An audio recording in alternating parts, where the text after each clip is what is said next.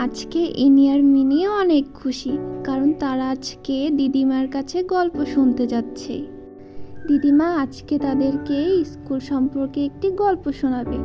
তো চলো আমরা সবাই গল্পটি শুনে আসি। স্কুলে একটি রাগী ম্যাডাম ছিল, সবাই তাকে ভয় পেত। ম্যাডাম বলে, তোমরা আজকে যে যে হোমওয়ার্ক করনি সবার আজকে শাস্তি হবে। সবাইকে দাঁড়িয়ে দাঁড়িয়ে এখানে সব পড়াগুলো দিতে হবে।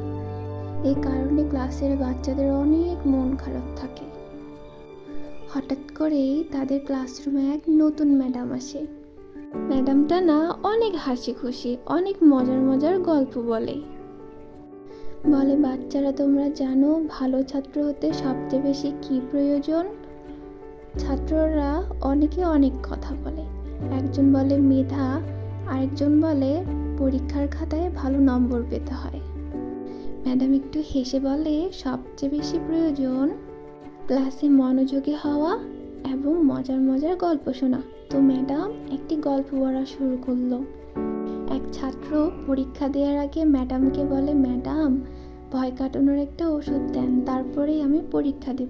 এই কথা শুনে সবাই হেসে ফেললো। ম্যাডাম বলল, ভয় কাটানোর জন্য মনোযোগ এবং নিজের প্রতি বিশ্বাস থাকা প্রয়োজন।